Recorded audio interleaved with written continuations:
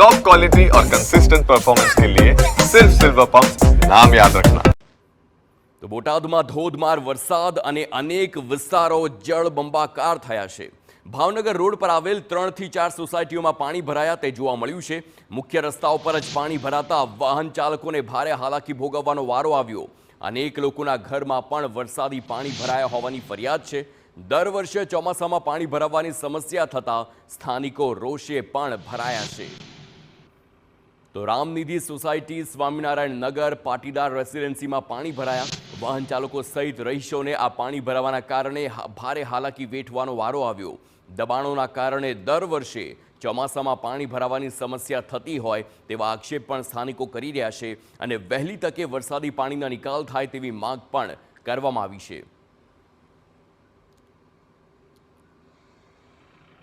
3 ફૂટ સોસાયટીમાં પાણી ભર્યા છે। તમામ સોસાયટીઓમાં પાટીદાર રેસિડેન્સી છે, રામનીતિ છે, સીતારામ છે, સ્વામિનારાયણ નગર છે। તો મૂળ આનું કારણ વરસાદ કે બાકી નથી રહી કે એવો વરસાદ વર્યો છે, પણ મૂળ દબાણ છે કે પાણીનો નિકાલ જ નથી। તો આનો તાત્કાલિક કંઈક નિર્ણય કરવો જોઈએ। તમામના ઘરમાં પાણી ભર્યા છે।